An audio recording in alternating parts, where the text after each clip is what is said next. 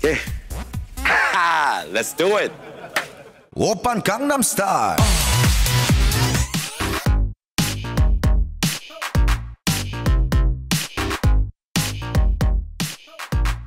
Psy merupakan penyanyi, presenter televisi, dan pemegang Guinness Record asal Korea Selatan yang terkenal dengan penampilan fenomenalnya di dunia musik dan humornya yang gemerlap. Ia menjadi idola jutaan orang dan benar-benar menggemparkan medsos YouTube dengan energinya yang sangat kuat dan pandangan barunya terhadap musik di Asia. Bersembunyi di balik kacamata hitam, dia masih menjadi salah satu selebriti paling misterius dan pendiam di dunia. Kita berusaha mengumpulkan semua informasi yang kita dapat dalam video ini untuk menjelaskan kehidupan dia. Mix Show mempersembahkan Psy, kemana perginya penyanyi hit Gangnam Style? Park Jae-sang lahir pada tanggal 31 Desember 1977 di sebuah distrik bergengsi bernama Gangnam-gu di Seoul, Korea Selatan dalam keluarga kaya. Ayahnya adalah seorang eksekutif di sebuah perusahaan besar dan ibunya memiliki beberapa restoran di kawasan pusat kota. Seperti anak-anak lain di keluarga kaya, anak laki-laki ini dikelilingi oleh segala keuntungan dari kehidupan yang nyaman di kota besar. Sejak ia lahir, ia berada di jalur langsung untuk menjadi wakil pemuda emas. Park belajar di sekolah elit, tetapi dengan sangat enggan dia menolak proses belajar dan sulit baginya untuk bergaul dengan teman-teman sekelasnya. Satu-satunya penyelamat yang dia punya adalah selera humornya yang brilian dan dia gunakan meredakan konflik apapun. Para guru yang bekerja bersama dia mengakui bahwa anak ini biasa mengganggu kelas hanya dengan satu lelucon. Ketika penyanyi hit masa depan ini berusia 15 tahun, dia melihat konser Queen di TV yang diadakan di Stadion Wembley di Inggris. Itu adalah titik awal dari jalan hidupnya yang membawanya mengumpulkan banyak sekali penggemar di tempat-tempat paling bergengsi di dunia. Selera musiknya saat itu adalah campuran inti dari lagu-lagu Eminem, Tupac Shakur yang dipadukan dengan legenda rock seperti Aerosmith dan Def Leppard. Mengikuti hasratnya, ia mulai membuat lagu sendiri. Namun, ayah Park tidak memiliki rencana untuk menjadi penyanyi. Dan pada tahun 1996, pemuda ini pergi ke luar negeri untuk mendapat pendidikan yang baik di bidang manajemen bisnis. Mereka memilih Universitas Boston. Dia keluar setelah beberapa saat karena dia kecewa dengan studi ini. Namun Park meningkatkan bahasa Inggrisnya dan melanjutkan ke Berklee College of Music, di mana dia mempelajari dasar-dasar teori musik. Tak lama kemudian, dia bosan dengan ini juga. Ketika dia keluar, dia kembali ke Korea Selatan untuk memulai karir menyanyinya. Dia mengadopsi nama samaran Psy, kependekan dari Psycho, dan mulai mencari popularitas. Dia menjadi sukses pertama pada tahun 2000, dia membawakan lagunya Bird di televisi nasional. Dan di tahun berikutnya, Psy membuat album pertama yang diberi judul Psy from the Psycho World.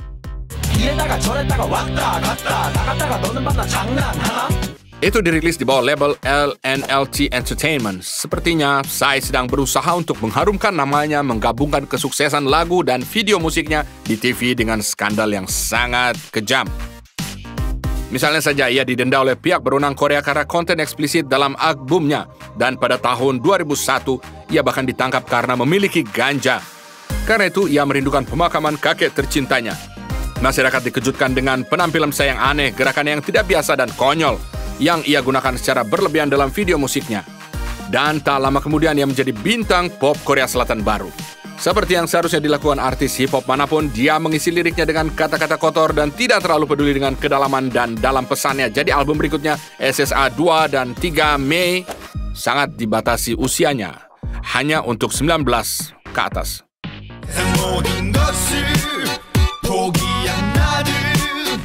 Tapi penyanyi ini tidak bermaksud bersikap seperti itu. Pada tahun 2002, ia merilis lagu yang layak untuk kejuaraan sepak bola berjudul Champion, dan bahkan menjadi lagu yang tidak resmi Piala Dunia FIFA pada saat itu. Belakangan lagu ini mendapatkan penghargaan nasional bergengsi meski reputasi penampilannya sangat memalukan.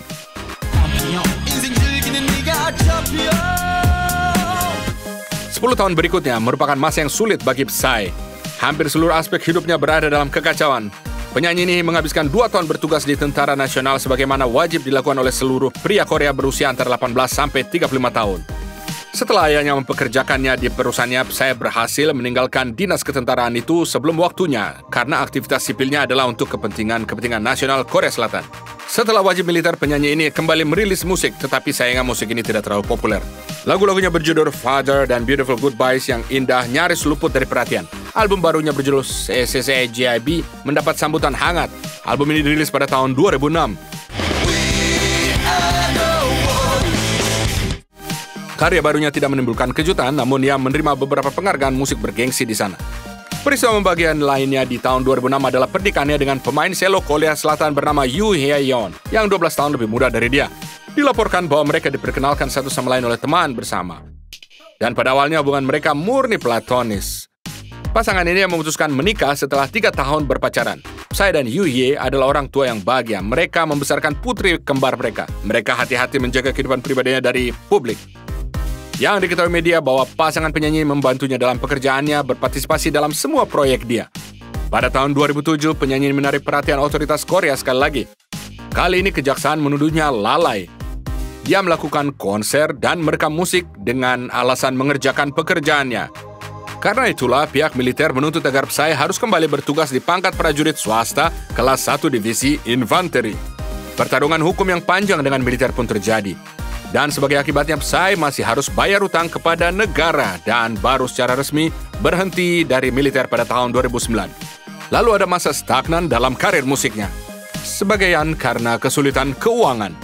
Namun pasangan Psy menyarankan untuk bergabung dengan label salah satu teman lamanya. Dan pada tahun 2010, ia merilis album kelimanya yang diberi nama Psy 5. Penyanyi ini memutuskan untuk tidak mengkhianati kepribadiannya dan menggunakan teknik yang sama, provokasi dan kata-kata kotor. Single utamanya berjudul Right Now kembali dibatasi umur usianya dan tersedia hanya untuk orang dewasa 19 tahun ke atas.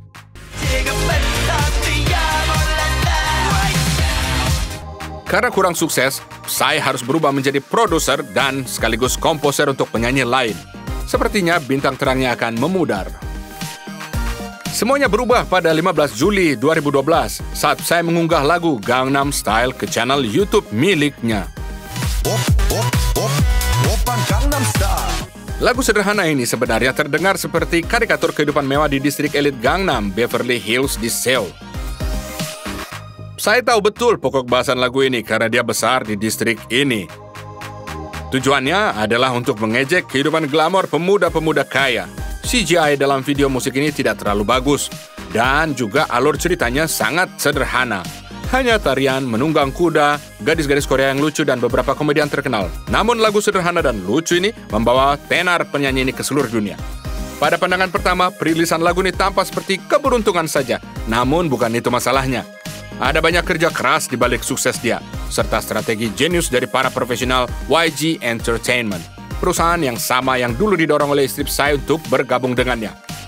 Strategi jeniusnya adalah dengan memposting teaser kecil setiap hari di media sosial penyanyi ini beberapa hari sebelum merilis. Penontonnya cukup banyak saat itu. Sebelum dirilis, para pengguna berbagai klip pendek satu sama lain dan video musik itu menjadi viral bahkan sebelum publikasinya. Orang-orang sangat semangat untuk menonton video musiknya. Penayangannya melonjak di hari pertama rilis.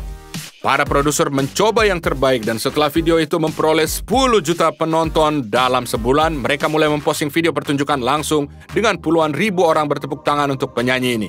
Setelah itu Gangnam Style muncul di saluran-saluran TV dan nama Psy tersebar di seluruh berita nasional Korea. Asia terobsesi dengan lagu ini yang memperoleh 100 juta penonton di sana. Dan kemudian pada Agustus 2012 lagu ini diperhatikan oleh penonton Amerika Serikat. Setelah beberapa flash mob sukses, video ini viral dan tidak dapat dihentikan. Misalnya pada tahun 2013, saya muncul dalam iklan pistachio yang dibuat khusus untuk pertandingan terakhir Super Bowl. Mengingat orang Amerika menyukai olahraga ini adalah langkah yang sangat bagus. Tarian terkenal yang dibawakan oleh maskot pistachio menambah keseruan penonton. Itu bukan satu-satunya produk yang diiklankan oleh Psy sendiri. Dan muncul dalam iklan lucu juga di Kia Cerato. Daftar berikutnya adalah Mission Black Cup, kulkas Samsung, organisasi pariwisata Korea, dan minuman alkohol. Ngomong-ngomong, Psy punya masalah minum yang serius. Pada tahun 2013, penyanyi ini secara terbuka mengumumkan bahwa ia berjuang melawan alkoholisme. Dan ia berjuang melawan alkoholisme selama beberapa tahun, namun pola pikirnya tidak ada hubungannya dengan alkoholisme. Ia mengaku biasa mabuk-mabukan hanya karena sedih dan juga gembira. Minuman favoritnya adalah soju. Dalam interview untuk publika besar, Psy mengakui bahwa ia harus melawan kecanduannya itu. Ini terjadi ketika dia sangat terkenal. Pada awal Desember, video musik Gangnam Style dinyatakan sebagai video musik yang paling banyak ditonton dalam sejarah internet. Pada Desember 2012, video YouTube telah mencapai 1 miliar penonton. Dan kemudian penghitungan penayangan rusak karena telah mencapai jumlah maksimum yang diprogram untuk ditayangkan. Selain itu, penyanyi Korea ini memegang rekor Guinness resmi untuk video dengan jumlah like terbanyak sepanjang sejarah platform YouTube. Nama lagu ini kuat memasuki kosakata sehari-hari masyarakat. Jadi penerbit Kamus Bahasa Inggris Collins memutuskan untuk memasukkannya ke dalam daftar frase terpopuler tahun 2012. Kecintaan terhadap lagu ini di Korea semakin meningkat. Bahkan orang Korea mendirikan monumen untuk lagu tersebut. Di Seoul pada tahun 2015, di tempat yang sama di mana video itu direkam, mereka mendirikan patung tangan logam berskala besar yang mengulangi gerakan tarian khas dari video musik Psy. Lagu ini menempati posisi pertama di charts iTunes dan semua orang mengulangi gerakan lucu dari video ini. Banyak selebritis ikut serta dalam flash mob itu, antara lain seperti Madonna, Britney Spears, Hugh Jackman, Jennifer Lopez, bahkan mantan sekretaris jenderal PBB Ban Ki-moon.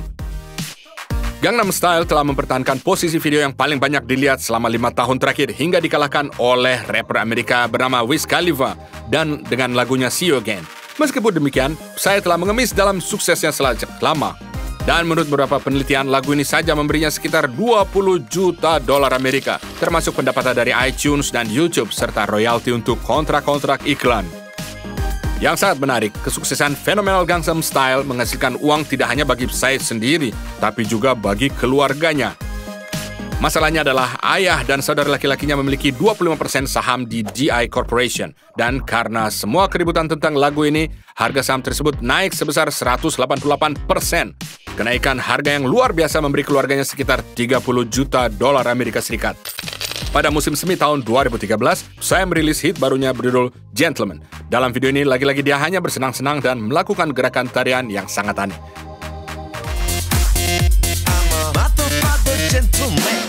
Fakta aneh tentang video ini adalah Baeyeon Jung membuat koreografi salah satu gerakannya. Dia menciptakannya pada tahun 2009 untuk girl band K-pop. Saya sangat suka tindakan arogan ini sehingga dia menawarkan untuk membeli gerakan ini untuk videonya dengan harga hampir $8.500. Rencananya lagu ini adalah untuk mengulangi sukses Gangnam Style, namun hanya berhasil mengamankannya. Ini memperoleh 500 juta penonton saja. Jumlah yang banyak tapi tidak cukup untuk memecahkan rekor sebelumnya. Hal yang sama terjadi pada dua lagu berikutnya. Oppa Is Just My Style yang merupakan remix dari Gangnam Style asli dengan penyanyi Korea Hyuna dan single berjudul Daddy. Beberapa saat kemudian dia merilis lagu selanjutnya, Father. Dari tahun 2015 sampai 2017, penyanyi ini merilis 2 album yang terakhir berisi single seperti New Face dan I Love It.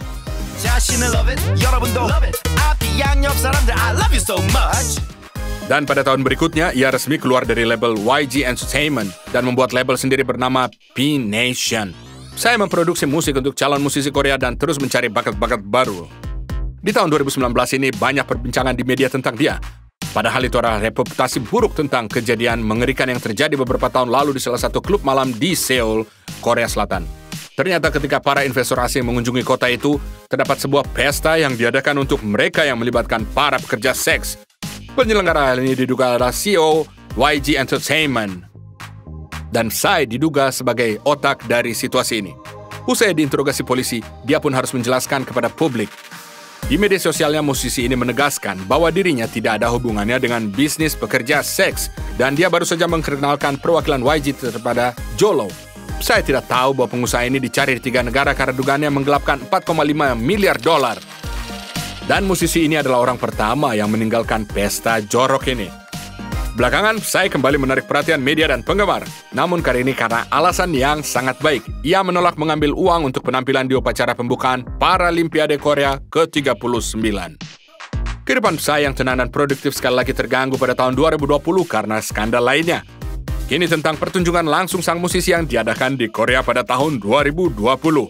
Pihak penyelenggara menyelenggarakan dance battle antara penari wanita dan pria. Mereka secara bertahap melepas pakaian mereka dan menuangkan air ke tubuh mereka. Publik geram menyebut acara itu sebagai pornografi dan menuduh Psy mempromosikan diskriminasi terhadap perempuan. Penyanyi ini tetap bungkam tentang ini. Pada tahun yang sama, impian kecil Psy menjadi kenyataan. Selama tur dunia Queen, dia bertemu dengan gitaris band Queen bernama Brian May. Dan dia membuat postingan gembira tentang hal itu di akun Instagramnya dengan menambahkan foto bersama orang yang dia sukai ke dalamnya. Pada bulan Agustus 2021, Psy menjadi peserta acara Loud, di mana dia dan pesaingnya Park Jin Young menjadi mentor untuk 2 boy band yang benar-benar baru. Selain karir musiknya, Psy juga muncul di film dan melakukan pekerjaan alih suara. Karyanya di antara lain film animasi berjudul The Nut Job dan film komedi From Vegas to Macau 3. Let me be the teacher. OK，你做得地主嘅一定好靚牌啦。 Oh yeah. Sekarang saya adalah produser yang sukses, pemain sandiwara, dan lebih dari sekedar orang kaya. Kekayaannya diperkirakan mencapai 60 juta dolar Amerika. Hanya penayangan di YouTube di Gangnam Style saja yang memberinya 8 juta dolar dan 4,6 juta dolar dari kontrak iklan. Tak heran jika dengan penghasilan sebesar ini tak ada yang menghalangi Psy untuk hidup mewah. Meski demikian, dia hanya memberikan sedikit bukti mengenai hak ini.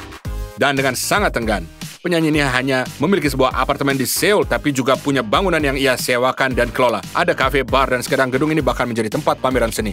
Pada tahun 2013, musisi ini membeli apartemen besar di Westwood, California seharga 1,3 juta dolar. Apartemen ini terletak di kondominium khas Amerika, Blair House, dan biaya pemeliharaannya sekitar 2.500 dolar per bulan. Apartemen berada di lantai 4 dan memiliki luas 2.800 meter persegi. Terdapat ruang tamu yang besar, ruang makan, 3 kamar tidur, 2 kamar mandi. Ini juga memiliki ruang ganti besar, dapur, ruang cuci, dan juga 2 balkon. Beberapa tahun kemudian, keluarga ini menjual apartemen ini dengan harga hampir 2 juta dolar. Pada tahun 2022, saya kembali ke Seoul untuk memulai label rekaman. Dia tinggal di distrik Gangnam, sebelah utara sungai. Selama kunjungannya ke Brazil, saya berkendara di jalanan dengan mobil mewah anti peluru Hyundai Ecus yang disediakan oleh penyelenggara untuk alasan keamanan. Mereka menekankan bahwa Anda tidak bisa membeli model ini dan hanya untuk selebriti besar saja. Penyanyi ini sangat senang dan dia memberitahu pengikutnya di Twitter bahwa ini adalah mobil anti peluru pertamanya dia. Pada tahun 2016 tersiar kabar bahwa Rolls-Royce mewah milik Psy di dalamnya mengalami kecelakaan mobil selama kunjungannya di China. Beruntung sekali sang musisi tidak terluka, namun mobil mewah dia memerlukan perbaikan besar. Masih belum jelas apakah mobil pribadinya itu disediakan oleh pihak penyelenggara atau diberikan. Kita tidak mengetahui armada mobil yang dimiliki musisi ini. Psy dianggap sebagai fenomena budaya keajaiban Korea dan pendiri gaya musik baru.